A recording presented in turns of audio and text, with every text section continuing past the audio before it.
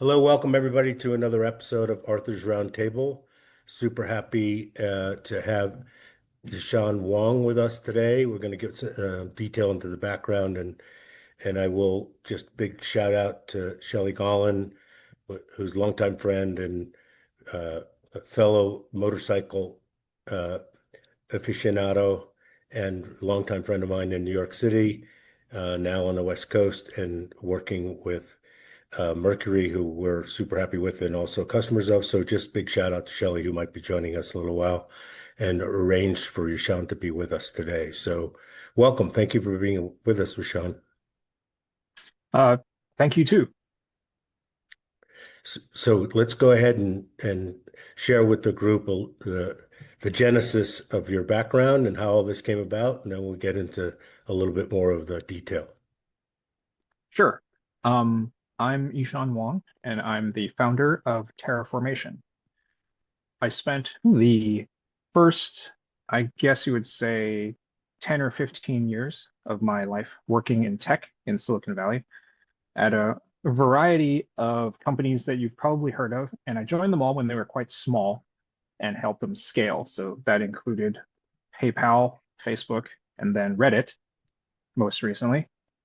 And that was a very fun and exciting ride. The sort of thing that certainly is very exciting when you're a young man right out of college and you're eager to tackle all these huge challenges.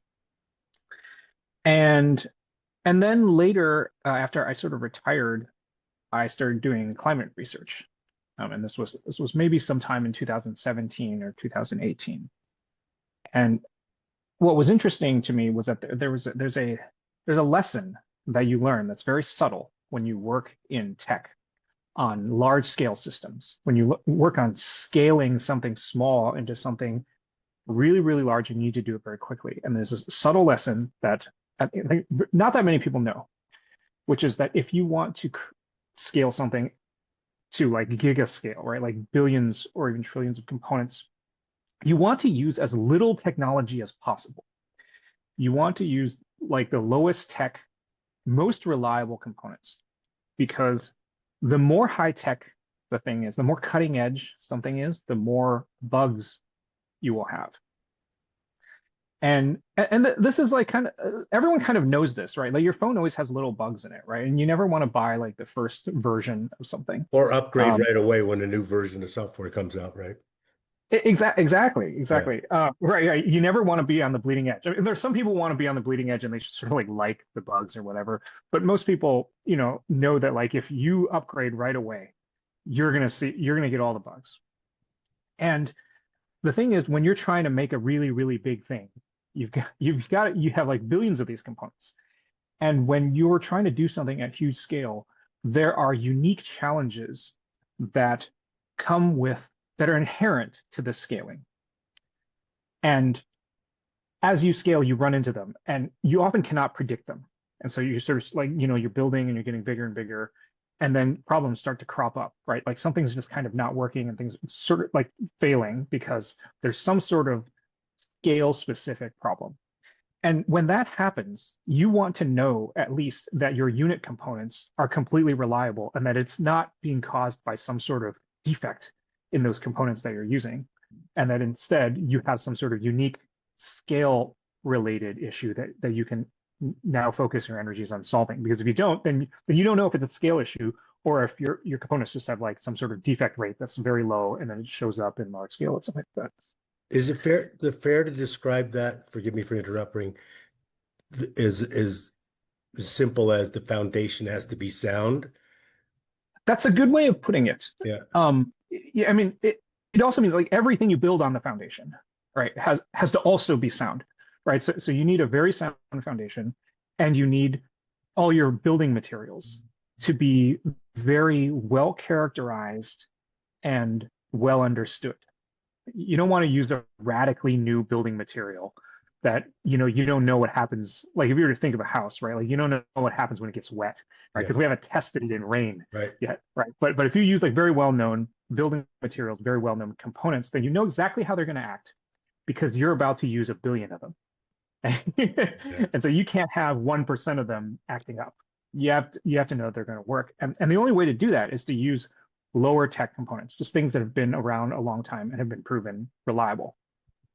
This is not something that most people outside of tech know because tech has great marketing, right? Tech is like, hey, here's this like magical new phone that's going to make your life perfect, right? Like this AI is going to solve all your problems, right? But if you're now, I think enough people have used AI to realize like, it makes these like dumb errors, right? Like you can't really just run your whole business on whatever is brand new. But if you need to do something very, very large, you want to use as little technology as possible. So that was one of the key lessons that I brought with me to the climate question, which is if you really want to conclusively solve the climate problem or some appreciable fraction of the climate problem, you have to realize that it is a planetary scale problem with size and scope that is larger than anything that humans have ever undertaken. And that means whatever you do it with has to be done using as low tech, as simple a means as you can get away with, right? As you can find, right? Um, and there's a lot of like, hey, we need to come up, there's this idea of like, hey, we need to come up with new technology to solve climate, right? And no, we don't, right? Like we come up with new technology. It's not just like new technology has bugs. New technology takes a long time to go from being lab proven to being productionalized so that it can be manufactured. And then you need to scale the manufacturing, like the actual production of it, right? And those are, if I think a lot of people in the audience might have worked in, it's like large industries, right? Or maybe you own a company or whatever. And that route, going from just like a prototype, that's been, you see a paper. Sometimes you see these like papers that say like, oh, scientists have developed this new thing that can like clean the air, right? And they have one prototype, right? Getting to a billion of those is a non-trivial task. Yeah, I believe it. Yeah, That right. makes so much sense to me. Can I interrupt 1 second again? Forgive Sure, me. of course, yes. But there's two, and I think it's related to the ongoing discussion about the fundamental foundation stuff for terraformation, for example. But in the tech, making the basic foundation building blocks, as you say, so you know that whatever problem comes up, it's not that. Do those things exist? Are there bulletproof foundational things that you can count on in the tech world? Um, Usually, so okay, it's great that you said, you have the qualifier like in the tech world. So the reality is, so I say this principle, there's like nothing that's like completely bulletproof, Totally. right? But what you really want is you want the thing that's least experimental and closest to bulletproof. And that is often something like that's like 2 or 3 generations back at least. In the tech world, there are a number of core technologies that have been around for like 10 or 20 years or more, right? That are still generally being used in roughly the same form that they were at that time, right? There are certain things that were like, I think there's a project, I don't want to say for sure, I think it's like Apache, which is like a web server that was like, they had 2 updates, and it was like one release was at the beginning of the first dot-com boom, and one was at the end of the dot-com boom. And I'm talking about the 2001 dot-com boom, not like Right, right, right. 2008, right? Like a couple recessions Yeah, ago, yeah, right? right. They were a solid product 20 years ago, Yeah. and they're still good, right? So like things like Unix systems, right? Like so there are a Or lot of WordPress. I mean, WordPress. We, yeah, well, I mean, well, I'm not yeah, selling it yeah, one way or another, but yeah, yeah. the problems are known. It's fundamentally sound, I guess. I mean, I'm not a tech guy, but you know, people use it because there's enough people that if something goes wrong, they can fix it, right? Right, right. And you made a good point, or you sort of alluded to a good point, which is it doesn't have to be perfect, but if everyone already knows what the problems are, if the problems are well characterized, Yeah. that's really what you want. You want the sort of predictability, right? It's like, oh, this thing always fails under these conditions. Yeah. Then you know, right? When you have a problem, oh, was it this condition, right? So so maybe instead of bulletproof, let's say like most well understood. Yeah. Right? Um, and so in tech is always developing new things. Like tech is in fact always pushing back, or the sort of like frontier of ignorance, right? But that does mean that things on that frontier are so it's like kind of not fully well known, right? We're always experimenting, always coming with new stuff. And so if the bigger the thing you want, what do you want to build, the more well characterized, the more well understood you want your components. And so I was like, okay, how are we going to solve this climate change problem, right? And the typical solution that most people talk about is we need to reduce emissions. And so I thought like, okay, well, like this is 2016 or whatever. I'm like, we're not really doing that great at that. Like, what if we failed to reduce emissions? Is there anything else I can do? Right. And really the logic is if you can't reduce emissions, you have to figure out a way to pull emissions out of the air. Right. This is like, you got a boat with a leak and you can either bail or you can plug the leak, right? Or really do both, right? So how do you take emissions out of the air? Well, there's a lot of new technology that's all about like, oh, this special machine that like cleans the air, right? Like huge fans, whatever, like suck the CO2 out of the air. And all of that is new technology. But what I was really interested in was like, so what I did was I actually looked at all of the geoengineering proposals that had been advanced at that time. And there were in fact these like surveys of them that had like looked at all of them. And so I like reviewed all of them. And what it turned out surprisingly was that the most practical one, and when I mean practical, I mean most likely to be able to be implemented at large scale from a very practical sort of an engineer's perspective, like can you really do this? Was large scale reforestation. It, And this, it makes so much sense to me because we emit CO2, and I know people have talked about this, so I don't have a position on it because I'm not knowledgeable enough.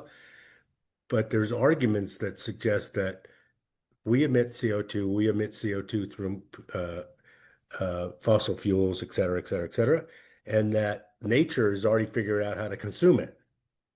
right. And we're Is just it? the It might be balance is that just a simple, little bit right? off. Yeah, Right. exactly. And it is very simple. Like one of the advantages is that it's also a solution that everyone understands. Right. The other solutions like giant racks, gray racks of fans, not everyone understands how Yeah. that works. It's some complicated chemistry, right? But everyone knows trees clean the air, they make the environment better, right? And the fact that the solution is very understandable by more people is an underestimated element of what makes a planetary scale solution good. Because any planetary scale solution cannot be done by just one organization. It has to be a global movement, right? As one organization, all you can do is you can champion it so that other people see that it can be done and so that they will copy you and advocate for other people to do it, right? And then you create a movement. But the this sort of feasibility of a movement being big means that is related to how simple and understandable it is, right? The only movements that are really global in scale are, say, like the world religions, right? And there's only a handful of them that are truly global, right? And they're all pretty simple. They have like one book, right? And not all the adherents will even read the book, but there's like basically, there are few rules, right? And there's something that everyone can understand. So I'm not saying reforestation is a religion, but I realized after looking at, like human psychology and all the like culture, the level of simplicity in concept that it would need to be in order to reach global scale, right? So it needed to be trees. Now there's a bunch of technical stuff where it's actually about restoring forests and native biodiverse forests, and there's a whole bunch of actual like, technical elements to it. But the core concept is something that everyone can understand, and that's really, really important. It seems to me like the that everybody can understand component of it. If you articulate that in the terms of investment, is that's a contributor to alpha, right? Meaning it gives you an advantage right out of the gate. I haven't really thought about it that way. I think it may in the sense that it makes it so that eventually more people will understand the investment, and that may advantage it. That's actually an angle that I hadn't really thought about. I'd been thinking more about whether or not many people would support it, because like for example, take like vaccines. Like we used to think vaccines were like a very simple thing. It was like one of the simplest medical interventions, right?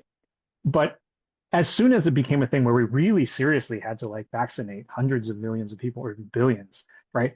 It turns out most people, like there's a lot of people who don't understand vaccines. At all. Like Yeah, we had to shine a light on it because of what happened, and all of a sudden people go, "Wait a minute, I didn't realize that," right? yeah, exactly. And it has like a sort of like slightly unpleasant part, which is like the part that you get poked with a needle, right? So people kind of like Right. it's kind of a motivation to not like it, Yeah. right? And so we sort of discover that just because there's like any sort of minor scientific knowledge that you need to understand something like vaccines, that there's going to be a percentage of people who are just like not going to be okay with it, right? And that's partially why, like, no one can be angry at trees. It's like pretty hard to hate trees or find them objectionable. Like, maybe you hate Oh, like one species of tree because you're allergic to it, but there's yeah. plenty of other ones, right? Oh, You got a lot of options too. yeah. So I love that. that makes it, yeah, that Who makes doesn't it like more, trees? Yeah. yeah, Yeah. I exactly. don't Like, like are my you neighbor's really tree because it's putting leaves on my lawn. Okay, that's as far as it goes, right? right, exactly. Like you can dislike an individual, Yeah. but really it's like no nobody becomes sort of a generalist tree hater. Right. Right? And so I think that's really important. Um, and there's another thing that I want to touch on that this relates to, which is if you have a sort of planet-wide problem, it's actually not good if it's just solved by a small number of people. That is, say, you don't want a solution. You don't want the thing where like a handful of billionaires just go and solve it, right? Like from a sort of like hero perspective, that can be like attractive story. That can be an attractive story. But that's actually bad. You don't want a problem that affects everybody, and then you're saved by a very small minority. And because that causes two negative effects. One is it takes away agency, which is everyone had a problem and then it just got solved. Like you didn't have to do Don't have to worry anything. about it anymore. Yeah. I Yeah, see. like and so like nobody exercises any agency. Yeah. The second one is like somewhat more sinister, which is if you have a small number of people who control the solution to a planet-wide problem, there's a massive inequality of power that inherently results, Yeah. right? Like they can choose to solve it differentially in any number of ways, right? And so that actually gives Dangerous. them a lot of power. Yeah. Yeah, right. Yeah. And so you don't really want you want the participation of everyone, including billionaires, but you don't really want the small group of billionaires saving everybody. You want a solution that because everyone on the planet is a stakeholder in climate, right? It actually does affect everyone. You want a solution that everyone can participate in, even if it's to a very small degree, because you want people to know that they were able to do something and that collectively, everyone together solved it. Like everyone has the power to be part of the solution. And that's actually pretty important. And rare. Yes, it's a very rare situation. And it actually took me multiple years to fully realize this. Um, there's an interesting piece of math that I'm going to tell you about, which is this. The roughly the amount of forest that we need to restore to sort of offset or solve like an appreciable fraction of climate change is on the order of 1 trillion trees worth of forests. You might have heard like the trillion tree campaign, 1 trillion trees. They picked that number because it's roughly in the right order of magnitude of the number of trees worth of forests that we want to restore. So the goal is 1 trillion trees. Now, if you work in finance, you have a trillion isn't just a number; it's a specific quantity, and you know how huge that really is. Yeah. Um, like It's big. yeah, although it's smaller than like our debt or Yeah, whatever. right. Right? So um, Considerably. yeah, so but a trillion, it's a very large number. Now, what's interesting is this. If you divide 1 trillion trees into 8 billion people, which is the rough population of the Earth, you get 125 trees per person, which is already a very tractable number. So if you wanted to plant 1 trillion trees over the course of a decade, that would be 12.5 trees per person per year. And that's roughly 1 tree a month per Yeah, person. break it down to bite-sized pieces. Yes. Now the reason that's really possible because there are, and so like you can look at it like every single human on the planet has the time and ability to plant 1 tree a month, right? You got double up on like in like July or something, right, to Yeah, get that right. 0.5, Yeah, right? yeah. That's actually possible. And the reason why it's possible is because you have that 8 billion number that you divide it into. And the reason we can do that is because tree planting, forest restoration, is a sufficiently simple, well understood solution that everyone can understand and participate in. That's the only reason you can spread it out and do so much of it in parallel. That's why if that's why you can actually say, hey, if everyone on the planet planted 1 tree a month for 10 years, we would get to 1 trillion trees worth of new forest. And that is on the scale of being able to solve climate change. So So that's why we're doing it. super interesting. Let me see if this is relevant. Do we know, so 1 trillion trees is the target, would appreciably take a meaningful fraction of the CO2 that we need to absorb to Right. solve climate change. So I'm just trying to track here. And then do we know how many trees currently exist and therefore what percentage of 1 trillion that is? We do. The current estimate of how many trees are on the planet is 3 trillion. Ah, And here's another thing. Before mankind came around, we estimate that the latest research estimates that the planet had 6 trillion trees. So we've roughly cut down about half of them.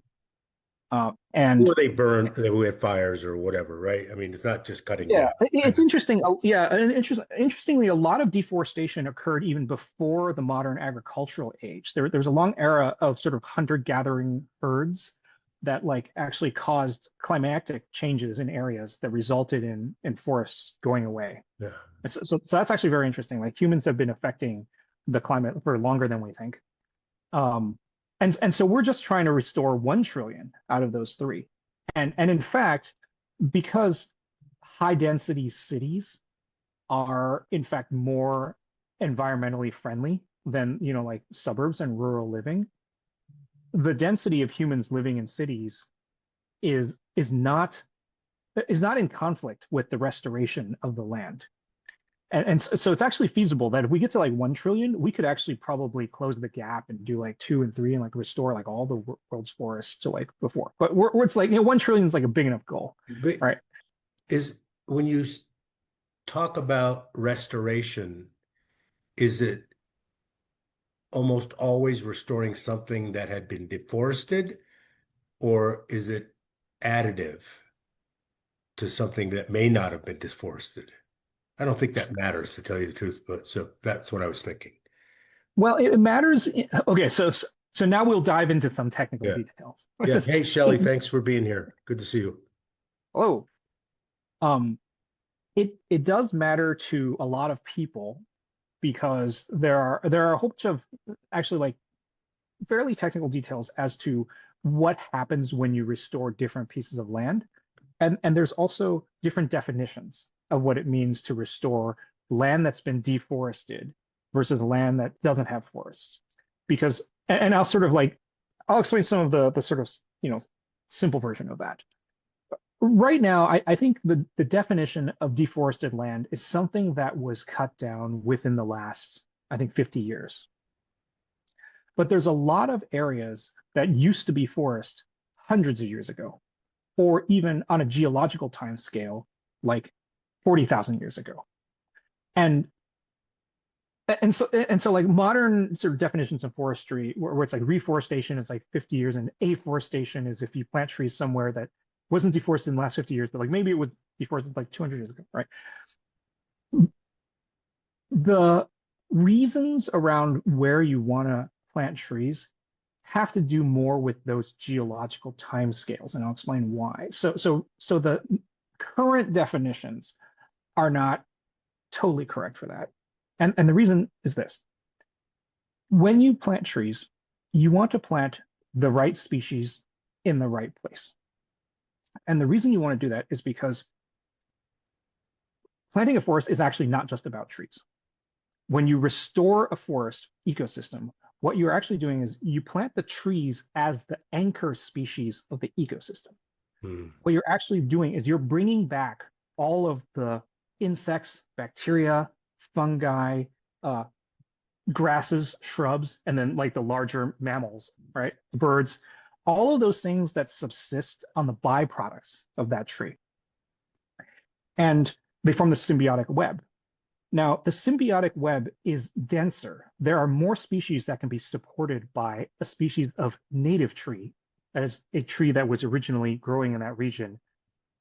And when I mean originally, it could be like thousands of years Yeah, ago. totally makes Right. sense. Yeah, Exactly. And they co-evolved with all of those other species, yeah. right? And so as a native species of tree supports 10 times as many species than an invasive or non-native tree. And so if you want the deepest forest, the deepest old growth forest that is the most resilient, and the reason you want the deepest forest, by the way, is because the more species, the more life there is. All life has carbon, and that is the real carbon sink, right? Yeah. And so if you want to get like the most resilient, deepest forest, you need to restore it using the species that were native to that region. Isn't it And also true, Yishan, just made me think that I've heard of the failures of reforestation and no one was there post planting to look after them. And so they just all died.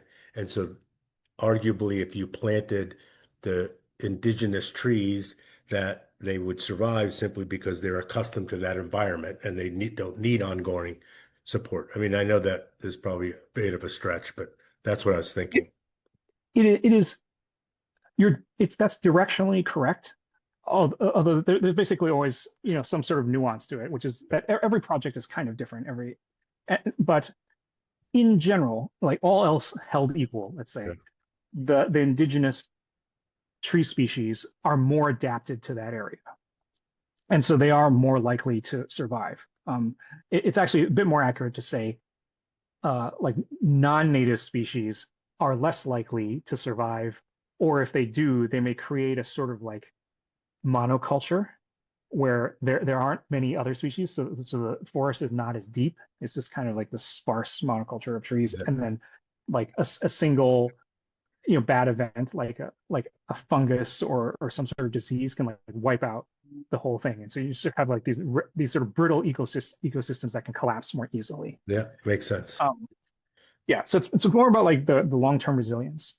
So and subsequently the amount of care that you put into it. Because if you try to plant a monoculture of invasive trees and you have a team constantly there replanting them if they die, you can keep it going, Yeah. right? But that's not really like a forest that stands on its own.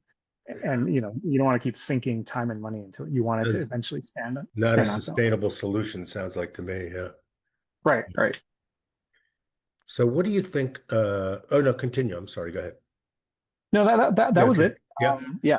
So uh the I've heard about the trillion trees, the billion trees, the Salesforce guy. There's been a dozen people talking about it. Um, and was that, and I'm not asking for a critical editorial. That's not my objective. But but you can give one if you want. It's okay with me. But the is that sort of fanfare optics and then it fell flat? Are there anybody doing this besides you that have proven to stick with it and do it? Well, it's not just us. We're very gratified that like forest restoration is not a big proprietary solution, right? No, Right. that's, We anybody didn't can do invent it. Yeah. trees, Yeah. Right. right? And so we have a lot of allies, um, and well, that's really the story of it, which is we have a lot of allies. There's a lot of people who are all pushing in the same direction. One nice thing is you don't have to have a lot of explicit coordination because the advantage is trees are simple. Everyone can understand them. Um, when the Salesforce guy, Mark Benioff, Mark. Yeah. would talk a lot about trillion trees, I think there was some criticism about it's not tree planting, it's really native forest restoration, and that's true. Um, and there was a bit of conflict about that, like, oh, tree planting isn't the solution, whatever. But like I've sort of learned that for many people, the simple articulation is the one that works, and so sometimes you have to oversimplify, Yeah. right? And I think like Mark he's kind of a genius at marketing. He understands like what level your audience is at, right? If they're unfamiliar with the subject, there's not going to be experts, right? And so he told me that like he'd be about to go on stage and like one of his scientist friends would be like, don't say tree planting, say forest restoration, don't say tree planting. And then he'd be like, tree planting, and he'd go on the Right. stage, Right. right? And like, Know your audience, right? yeah, he would like our mutual scientist friend, he was so pissed off, right? Um, but I think the message is delivered on multiple levels by many people to many different audiences. And I used to get frustrated about the fact that the messaging was so complicated that you had to speak it a certain way with scientists, and you had to speak a certain way with general audiences, and then like everything in between, right? Because there's politicians, there's like people who are like kind of sophisticated about, but not, right? Policy people. Yeah. Yeah. Yeah, and Yeah. and I used to be frustrated about it, but then I had a revelation, which was that first I chose this field, but that we are unique. Our effort is unique in that we have our stakeholders comprise everyone on the planet. Everyone really actually has a stake in what we do. And that's not the case for everyone who runs a company. Like if you run like a tractor technology company, your stakeholders are not everyone on the planet. It's like Right. all farmers, parts manufacturers, right, or whatever, right? Like it's like maybe it's a few million people at most, right? But like our stakeholders are all 8 billion people. And so of course there is going to be the maximum amount of diversity in opinions and levels of understanding and bias and the need to have to like tailor the message to all these different groups, like the maximum amount of trouble Yeah. in that area. And Yeah. and then when I realized like of course that's like inherent to this effort that I chose to Yeah. undertake. So now I'm at peace with it. Yeah. So But no, it's don't get frustrated. Right. Yeah. yeah, you Yeah. got to talk Yeah. to a lot of different people, and that's because everyone deserves to understand it. Yeah. Is the knowledge base uh, currently good enough to understand what to plant where?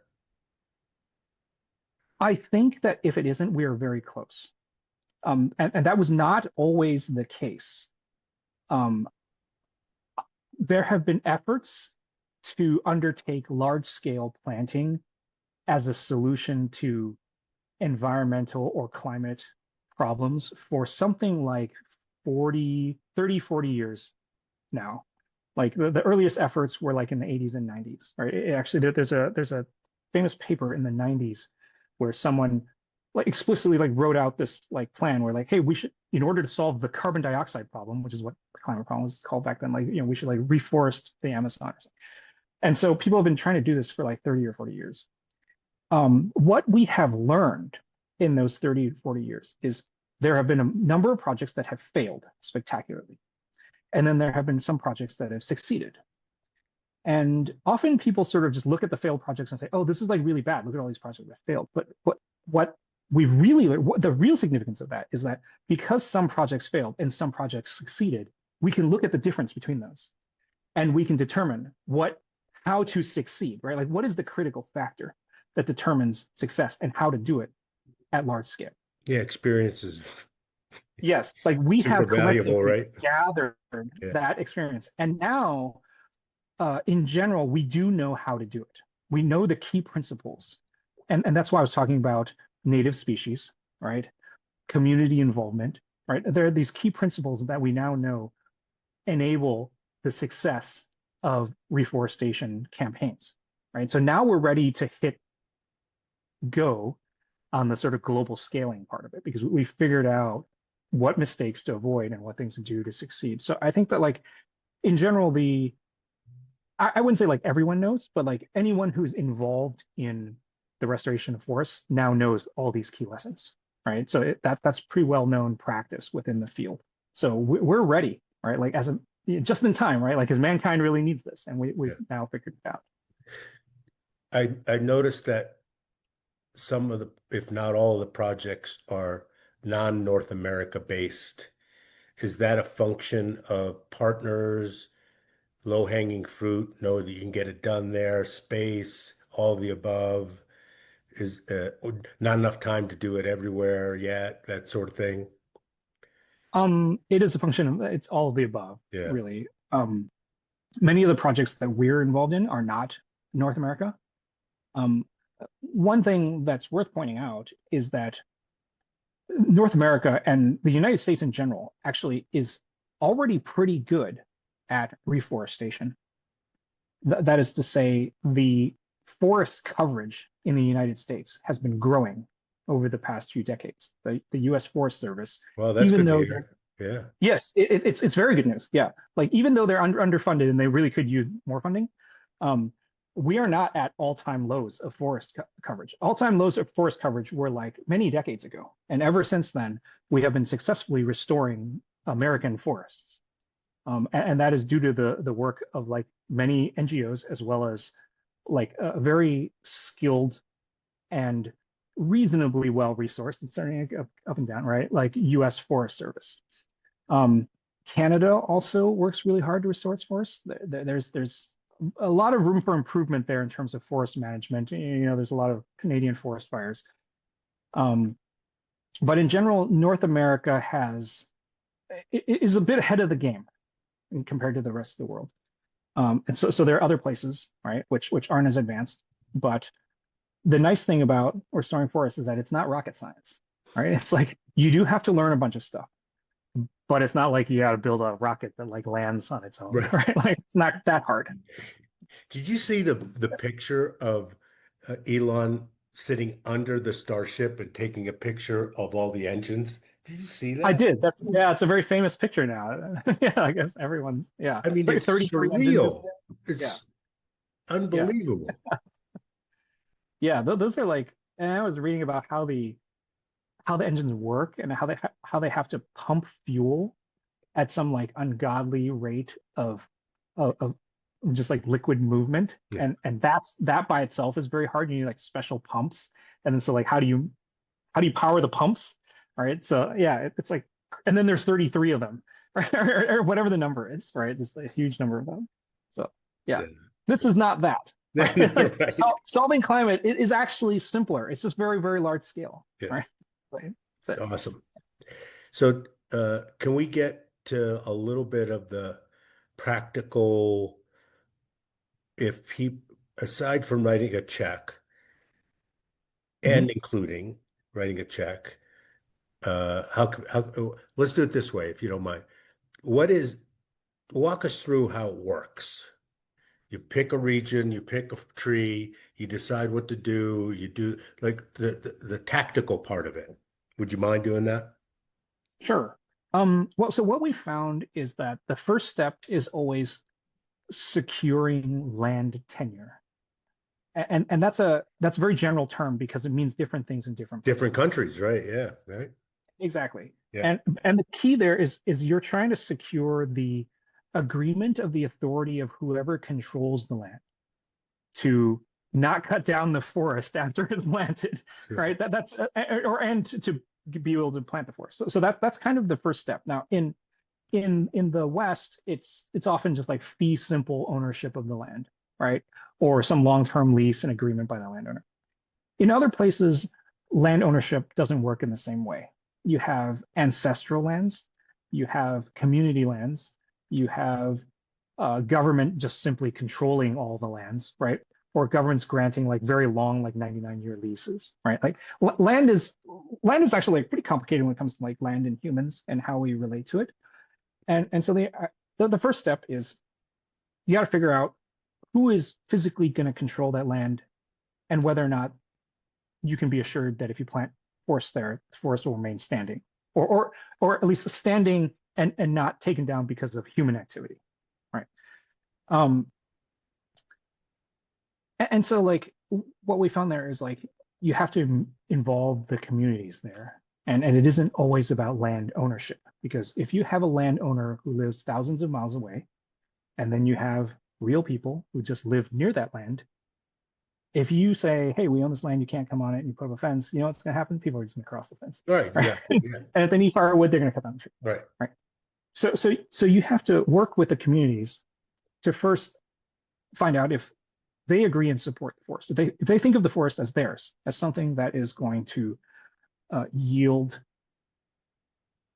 benefit to them, right? Because if you take land that's kind of desertified and then you restore it into a thriving forest, it generally becomes more fertile, right? You can plant things, you can hunt in the forest. It also makes nearby agricultural land more fertile because it brings rain. So there's all these reasons to reforest that you want to ensure that all the communities are in agreement about, right? They So have, so they that have that's the, potential alignment. Yeah. right. So there's like potential long-term sort of generational alignment, right? And in many cases, the community is actually like, the elders will remember like, yeah, when I was young, the forest was here, but then it's sort of got cut down, and the climate change is bad. And so, yeah, if we could bring it back, it would be great for everyone. So they tell everyone, and the kids are like, oh, okay, like really, things could be good. And so there's many varieties of that, right? Or it could be like national governments who want to restore land that's in national parks, so it's like under their control, right? Um, the next is a combination of what we call capacity building, which is skills training. Like I said, it's not rocket science, but you do have to learn things like seed collection and how to run a nursery, and there's all just like little nuances, right? Like here's something people don't know. Like if you collect seeds, and the reason you have to collect seeds is you can't just like collect seeds as you're planting, because trees drop seeds at a different schedule than you need to plant. You may need to actually collect for several seasons before you can plant, because in many cases the native trees have sort of died out, and so you don't have as many founder individuals. So you have to like collect multiple generations of seeds in order to plant at the volume that you want. And there's also trees that like only drop seeds once every like 7 years. So you gotta like wait and get them. Wow. And so you have to collect them. When you collect seeds from a tree, you don't want to strip the tree of seeds. You only want to collect, I think it's either not more than like 50% or not more than 75% of the seeds, because you need to leave them there so that it can continue to grow there, right?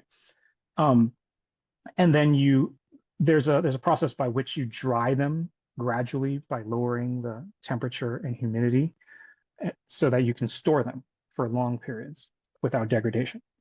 And that's like somewhat recent research. And even more recent is what we found is that you can create seed banks using cheaper off-the-shelf components and very large, or very, very small, cheap IoT devices to monitor the temperature and humidity. Oh, that's Right? cool. Yeah. Wow. So now it's possible to build a worldwide decentralized seed banking network, Yeah. right? Rather than everyone sending their seeds to that bank in Norway, right, or the Royal Gardens in Kew in London, right? Like everyone can bank where they are. So there's the seed banking, there's building a nursery, right? And there's just like little technical things about nursery management, like if you want to put things up on a table because that keeps the pests from getting to the seedlings, right? And so there's all these like little lessons, right? Like little bits of skill building that you can actually like learn pretty quickly, but if you don't learn them, then you just don't know them, right? Yeah. So, and then planting, right? Like there's also a thing where, like when you're taking out the the plant before you put it in. Like you don't want to pull it out because it shocks the roots. Like you want to turn it upside down and sort of like Yeah, crinkle it. Like tap it that's and yeah, yeah. yeah, like it's like little practices like that. Yeah. So there's skill building, and then there's the building of the infrastructure, which I'll say is like you want to build a seed bank, right? Or you want to build a nursery. And those things are not complicated. Like it's not building rocket, but it's it's roughly like you go to Home Depot, and if you know what you're doing, you can like buy the components and you can put it together, right? But you still need to be taught, right? Like if you don't know it, it's good to have a lesson. Um, so you do that, and then you get to the part that everyone knows, which is, hey, you have these seedlings, you put them in the ground. Um, you want to do it during the planting seasons. You want to do it in the right place.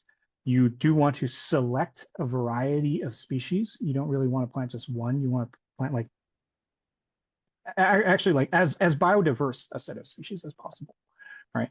And then you're restoring the forest, and then you need to monitor it because sometimes you can do the planting incorrectly, and you have like a high die-off rate, and that can be due to any number of reasons. Like maybe you planted them too close together, or like like mangroves are planted sort of in like shallow water, but like if the water level is a little bit like too high or low, or maybe you left the propagules out and they dried out, or like any number of things, right? And so you want to monitor if you have like significant mortality rates, and you want to figure out what that is, and you fix it and then replant, right?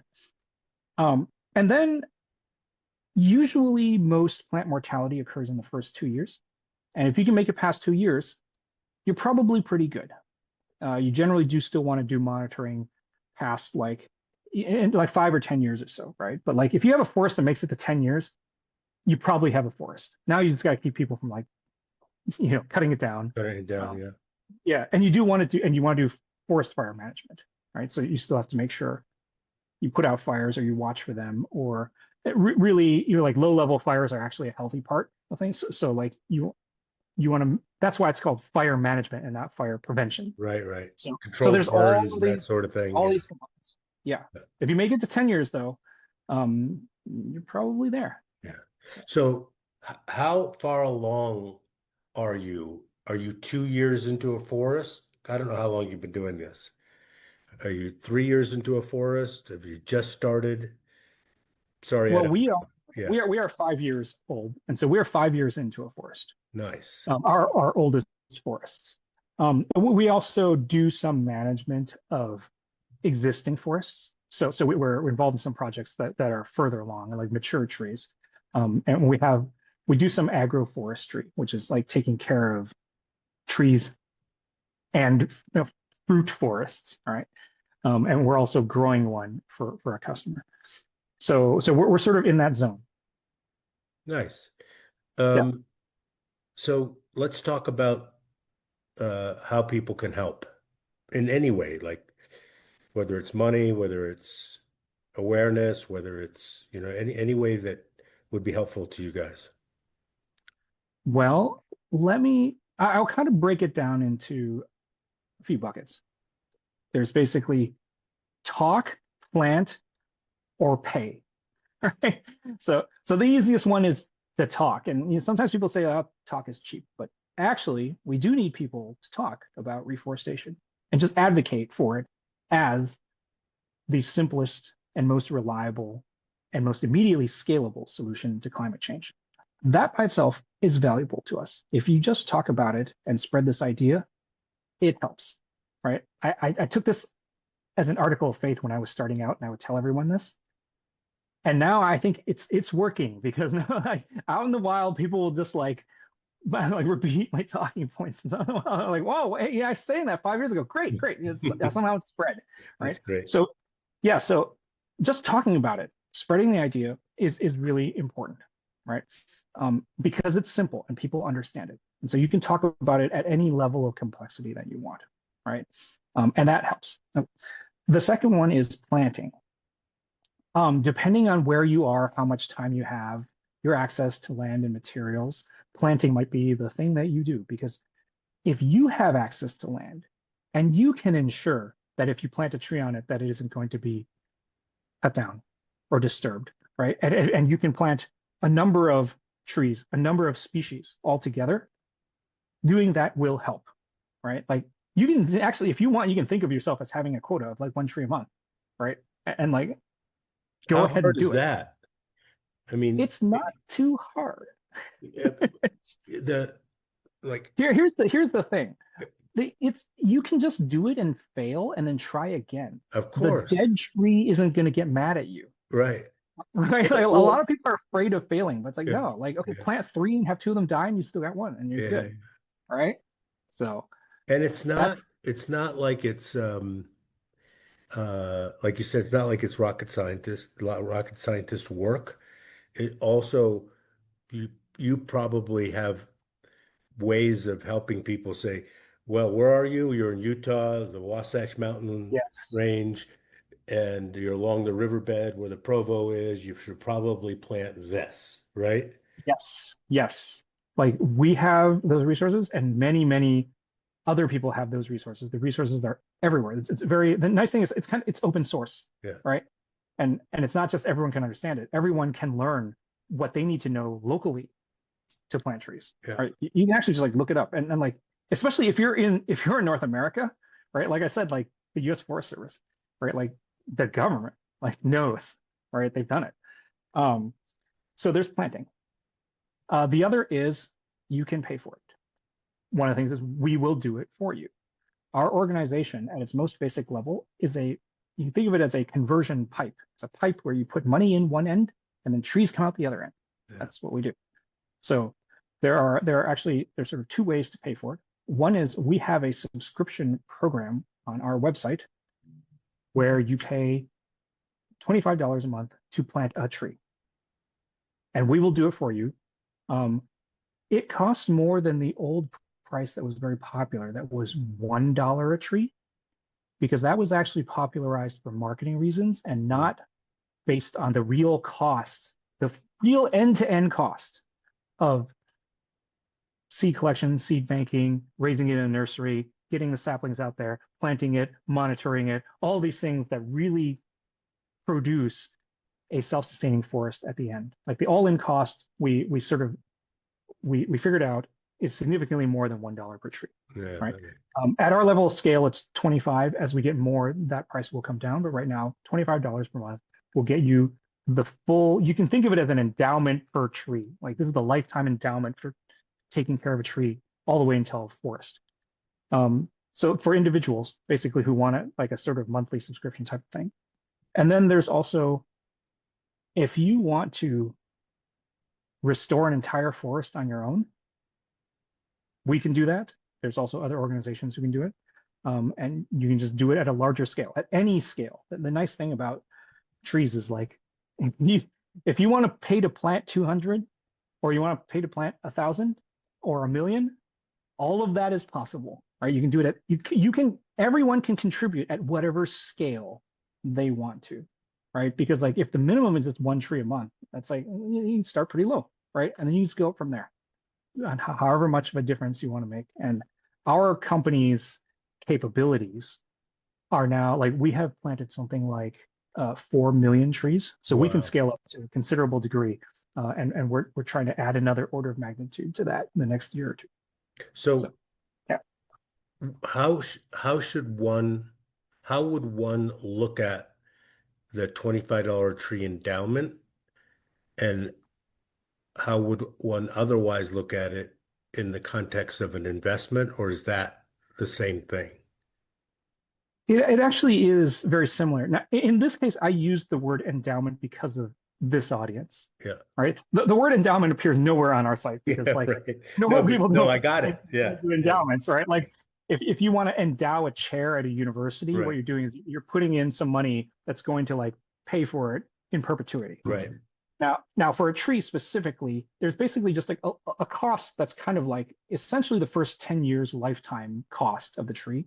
And and most of the cost is incurred in the first like 2 years, right? It's like 90% of the cost. And then the rest of it is just like sort of monitoring and then aggregated like replacement cost if like some percentage of them die.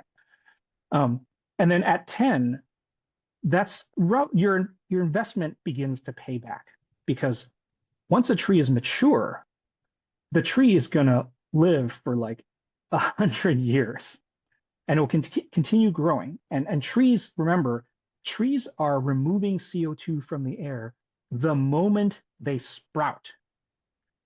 It's not in 10 years. In 10 years is when they're like really going, but like all the material in the tree, all those carbohydrates are made out of CO2 that's pulled from the air. Like the moment it's planted, it's doing that. Right. And once the tree is self-sustaining, the tree, even with no further intervention, it drops seeds.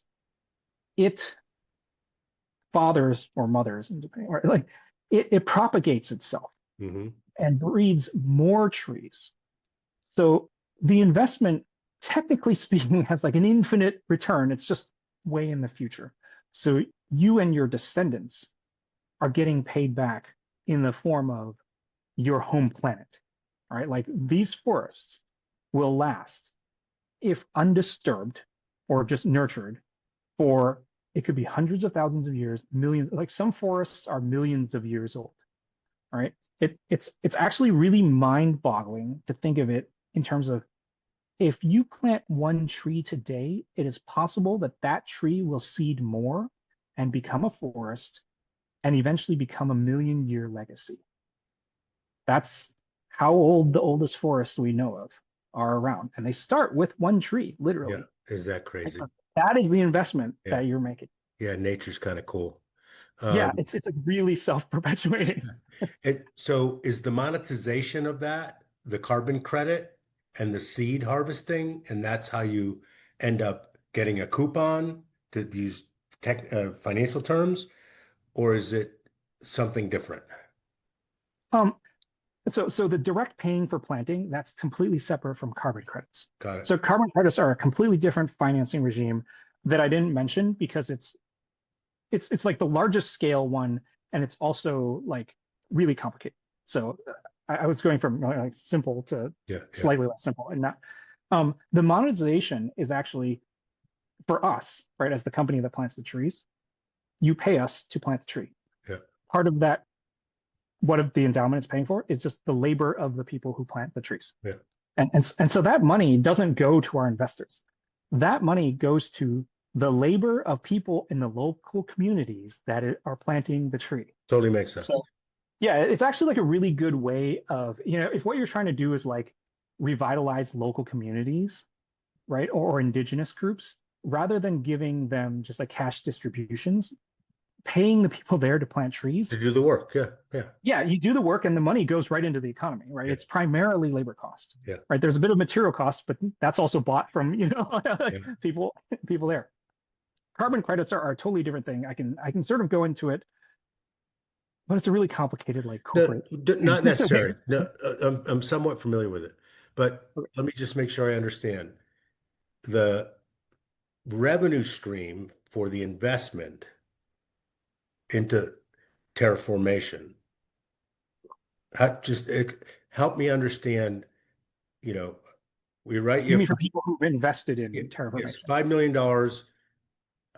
How much am I getting equity? What am I buying? Do I get a return on the investment? And it doesn't have to be that way. I just want to understand. Sure. Okay, so just to make it clear, the paying for planting is not That's strictly an just investment vehicle. that's That's just like that's me it's like fee wanting for to do service. something, right? Yeah, Yeah, it's like fee for service. You pay us, we yeah, do this thing. yeah. A tree gets planted, right? Yeah. Um, And I'm investment in sorry, in that case, for example, I could pay you to plant the tree. I could own the land, and there you have it. There's my, that. actually, yes, Yeah, we will do that, and we do that. Actually, we have at yeah, least one customer, or maybe more, who've actually contracted us to do that. yeah. So he owns the land. We are restoring it, planting forests, and he pays us. The money goes to people who live in Yeah, that right, local right. community to Yeah, do it, and then his land value goes up. right. So that's an explicit, like that just works really, really well for us. Yeah, Um, so investors in Terraformation as a company are actually very interesting because all of our investors were impact investors, which is to say they invested in Terraformation because they wanted a solution to climate change that was practical and reliable. And many of them knew me and thought, well, Yishan can execute. So yeah. yes, I'm going to invest in to do this. And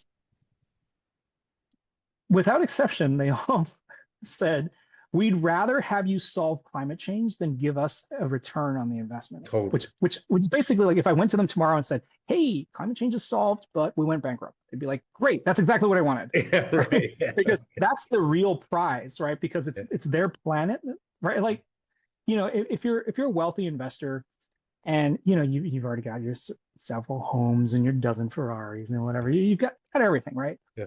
And you funded all your children's college educations, right? Like all of your out of wedlock children's education, and like Mhm. you've done everything, but then you're like, wait, Now what?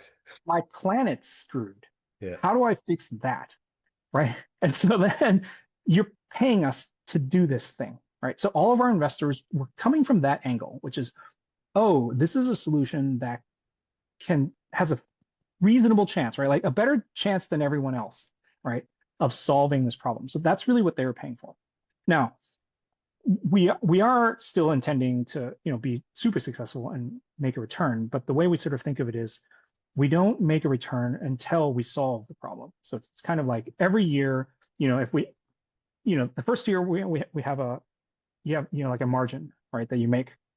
And so like instead of say paying that back as a dividend, you invest that to go faster, right? To do Yeah. more, right? And every year you reinvest any profits you make to go faster, do more, go faster, do more. But there's a place that you stop, which is once you reach the scale of 1 trillion trees and you have completed your mission, there's that last year. And if you make a little margin on that last year's profits, that's a profit on something on the order of 1 trillion trees, right? Now we're not going to do it all, but like, if we have like a hand in everyone and sort of It's a mobilizing everyone, meaningful percentage of the problem, as you put a it. Something meaningful like that. Yeah. percentage of 1 trillion trees is like Yeah. enormous, right? Yeah. And like that's the profit margin, right? That like is a return to the invest. But the investors are not interested in making the return on money before they get the return on climate. So that's how the investment in Terraformation works. How are you feeling about, and I'm not asking you to prognosticate or is this, can we solve this in 22 years? I actually think we can. Our plan is to do it in 10 years. And how Elon will like do this thing where he says like I'm gonna do this thing in like 3 years, and then like he misses the date, and a bunch of like people like say oh he's just lying, and then he does it in like 5 years, Right. right? And it's still some sort of amazing thing, Right. right? And it's like well, look, he still did the amazing thing. It took him No, like a little bit longer. He just merely didn't hit like this random deadline. So like that's sort of how we feel, yeah. right? We've mapped Never out that count like him out, by the way, ever. right. Exactly. That's how I think of it because this is one of those jobs that like you have to do it. And I often tell like my execs or my managers, you know, like I want you to get this done in 6 months. And if you don't get it done in 6 months, get it done in 7 months, right? If you don't get it done in 7 months, get it done because it has to get done, Right. right? Like just because you miss the deadline doesn't mean you stop. Yeah. You finish the job, Yeah. right? And so I do think that like, hey, if we don't get it done in 10 years, get it done in 12 years. Yeah. It's still good, right? We have to get it done, so we're just gonna get it done. 22 years, definitely, man. Yeah. So I have 32 and a half years left. If I continue at my current lifestyle, which is a nice one, just to say, like, but I don't abuse drugs or alcohol or, I try to stay fit and all that kind of stuff. So I think I've got 32 and a half yet left, unless some of your friends figure out the Oh longevity yeah. thing, right? Uh, so it'd be nice if I had, this problem solved within my lifetime. So I'm rooting for you. Oh yeah, absolutely. Hey, plant a tree today, and it will be large enough to sit under in So your lifetime. that would be awesome. And of Yeah. course, uh, I have a small coconut plantation in Fortaleza, Brazil, and I don't have anything to do with it. I bought it as a lark, and a couple families run it, and I have partners, and um, but it was really and I know nothing about agriculture. It was just sort of a thing. Um, but it's 1,000 hectares, and it's producing, and the people are smart, and there's irrigation and all that kind of stuff. So I've got a little bit of tree planting happening, and So I'm sure that's somewhat helpful. Um, but the example I gave about the Wasatch Mountains, I mean, I'm here in Park City, Utah, Mhm. and there's lots of trees and there's lots of land and there's Yep. lots of what seemingly is probably unplantable, but I don't know, meaning it's windswept small mountains and nothing but sage grows on it. But there might be some land here that needed to be reforested. I just don't know. So it's easy enough to find out. Yes. A lot of land like today that looks deforested may have been forested in the past. And so, you just sort of start the process and like the land restores itself much faster than you expect. I've always been very surprised at that. I always thought it was very slow, but one thing to keep in mind is like nature is working 24/7. It Crazy. doesn't take weekends and holidays. No, it's crazy. So when you do these little sort of tipping event things where you start planting somewhat, right? Like the trees will start to catch water, right? That results in more plants and then more plants and then animals come back pretty quickly as soon as you're restoring some of their habitat. So it's kind of surprising. You just kind of need to try. Yeah. We just so happens to have a conversation today with a very good friend of mine here who is arguably the modern day Jacques Cousteau in ocean expedition and exploration. Super good guy. Chris Fisher, OSearch, they've done amazing things to help the ocean and restore the sharks and a lot of the fish that we live on. Mm, Just amazing guy. And we were talking about uh, like it, people talk about how we have need to sequester CO2. And then, like at the beginning of our conversation, you talked about all the stuff that you researched that have been mhm. fancy stuff to do that. And it just seems like nature, perhaps by planting trees, has got it figured out. Like we Yep. don't have to do anything really sophisticated because we're all expelling CO2 and the trees absorb it and nature kind of gets it, right? Right. And so uh how do you have a discussion with somebody that, and I'm going to be a little harsh on purpose, that Mm, says climate change, holy shit, we got to do something, and they have no idea what they're talking about, right? Just because they have a virtue signaling that they want to do good in the world, and they might mean well, right? yeah. But they really, and I'm not contradicting them because I'm an expert. I'm just connecting the dots, and I'm going, wait a minute, CO2. All right, we're doing a lot of fossil fuel stuff. I get it. We want clean air, but isn't this like sort of nature doing the cycle Doing thing? the thing. Yeah. So I will be more harsh than you. It's just, um, climate is really complicated. It's a really complicated multidisciplinary combination of multiple sciences, and it's at the frontier of our knowledge. And as a result, it's actually very hard to come up with usefully correct ideas about what is happening and what to do. And this is actually like so I would say like climate deniers actually get a lot of traction from the fact that like it's just like hard for the people who do know what's going on to like be particularly exact on all the details, right? What this means though is that even people who are very uh, supportive of fixing climate change, if they are not technically literate, they can be just as dangerous. And if you're somebody who's working on the problem and you're working very hard to make sure you do something that is helpful as opposed to harmful, those people can be just as much a hindrance as people who are climate deniers. Because climate deniers are just like, no, it's not true, right?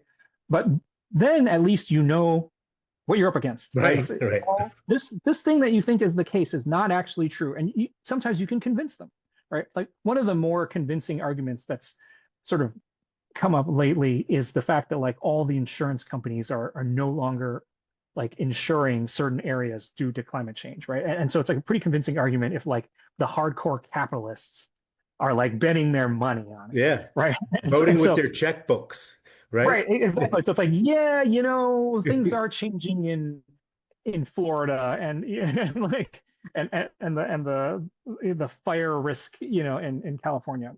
The fire risk in California has many factors. Yeah. Um, but there are people who are like, yeah, we got to do all this stuff to change, to fix climate change, and then they advocate for something that's like kind of bonkers, or like it doesn't quite work, or one of the things is like the solution, the specific implementation of a solution in a particular place depends a lot on the specific circumstances of that area, right? Like for reforestation, it's like right tree, right place, right?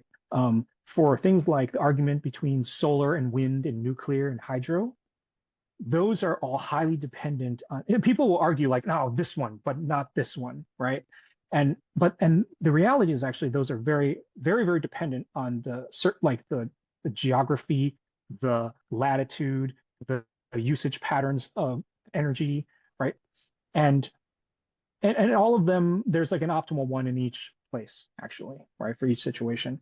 And there isn't like a blank. But a lot of people will sort of just like argue from a very simplistic point of view without doing the math. And so the thing I always say is, if you want to work in climate, you've got to be able to do math at the very least. You can't say this is good. You have to be able to say how good, compared to this other thing, And right? how did you get there?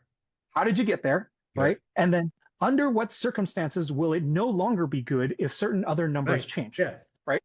And the numbers really matter. So Yeah. like, Sensitivity testing, right? yeah, I have a pretty harsh view about this, which is like, you better know your math, Yeah. because if you're not good at the math, you can do a lot of damage, even if you're well intending, right?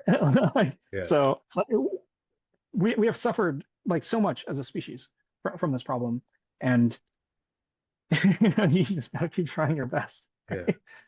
So how would one get to a place as you have and do the math to feel comfortable that the trillion trees, first of all, that there's a real problem, and second, Yeah, that the trillion's the number.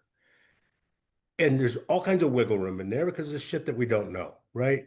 yeah. But the and I'm doing this not to challenge what you believe to be true, but to help the group get to a place where they can be comfortable in that they're on solid footing one way or the other.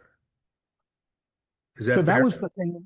Yeah, no, I know exactly what you're talking about, because when I started working on climate change, I didn't really know anything. Like people, I knew it was like, oh, we're emitting a lot of CO2, that's warming up the planet, right? And so I was like, wait, in order to solve this problem, I actually have to have a grasp of all of the like key numbers. So things you have to understand from like a mathematical point of view are like, how much do we emit like each year? How much do we emit that is currently in the atmosphere that hasn't been taken down by all of the natural existing sources, right? Because the ocean absorbs some, terrestrial sources, which is basically like forests and grasslands, absorb some. There's some other minor things that absorb it, right? But those are the two big things, right? And by the way, and that delta, right? The amount of extra CO2 that's in the atmosphere is what's causing the warming, right? Because if you emit faster than the ocean and the forests can absorb naturally, then you just get this excess, and the excess causes more warming. There's a lot of other factors, because you may have heard like ships used to emit sulfur Right. and then outlawed, and so when they were doing that, the sulfur was reflecting the sunlight, Yeah, I and heard about that. Yeah. now they don't. There's more sunlight, and there's accelerated warming over the mid-Atlantic area where there are these like ship routes, right? So there's a lot of factors, and you have to like take into account, like emissions, how much is being taken down, how much is left there.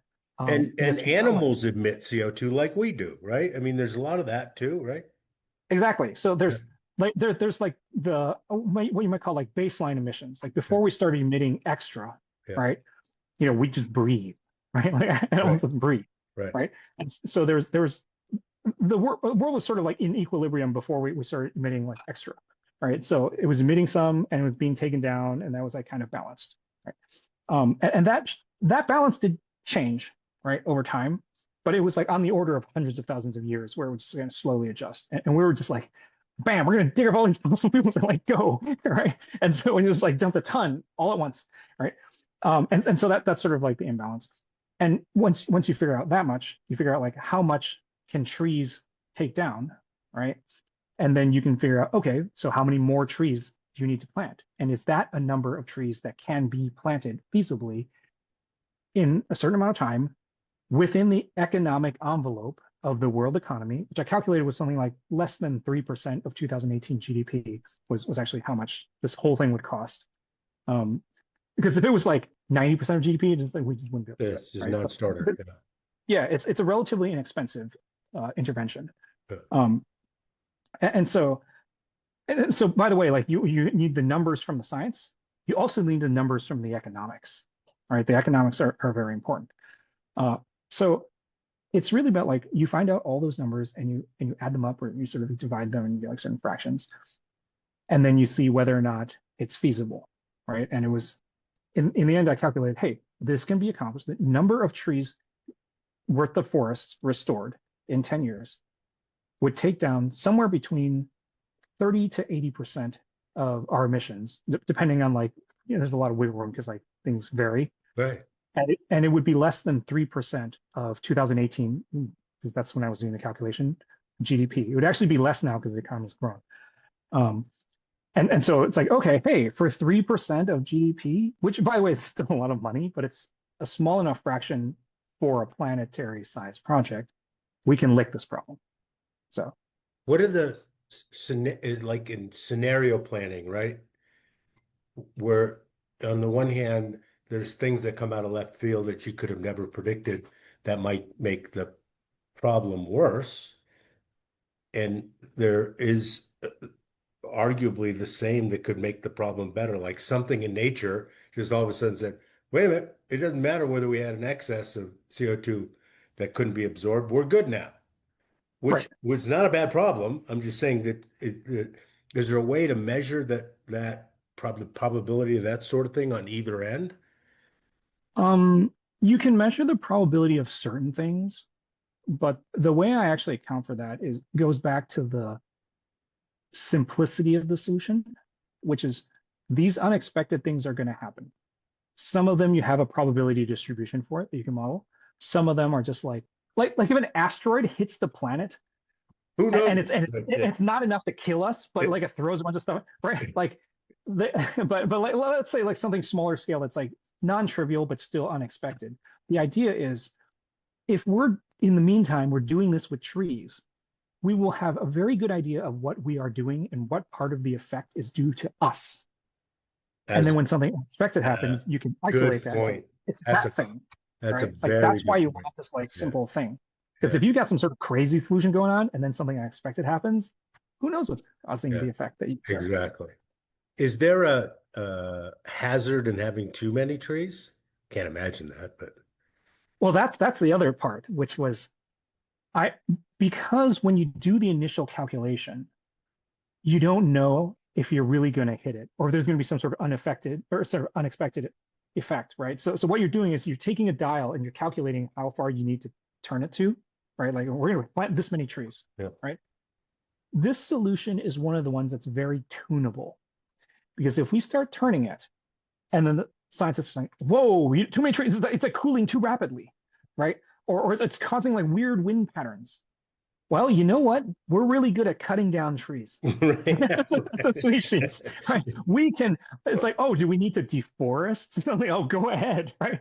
Cut them down. Everyone's got cheap furniture now, right? And Yeah, all right. wood, right? So it's very tunable. It's very correctable. That's also another reason why, like, there are certain solutions where if you overshoot, it's hard to correct. But this one, you overshoot, you just cut down the trees. Yeah. Simple. Oh, Yeah, I it's love it. Yeah. Wow, this has been fascinating. Thank you for answering my sort of, you know, last second questions here. There's just come great to questions. mind. Yeah. Thank you. Yeah.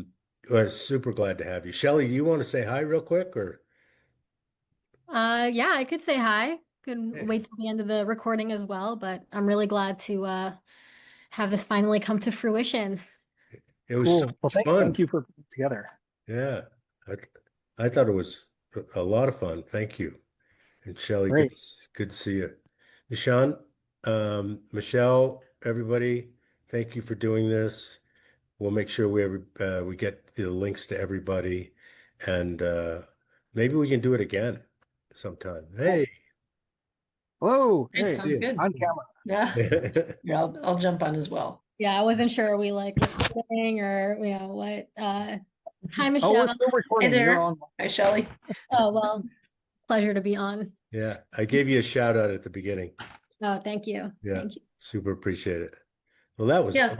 thank you very much, Shelley, for setting this up, and Arthur for arranging this, and a good conversation. You're very Awesome. I hope we welcome. could do another session, maybe the webinar thing. Yeah, we can do the webinar for Yes. sure. We'll do that. Yeah, we What, talked.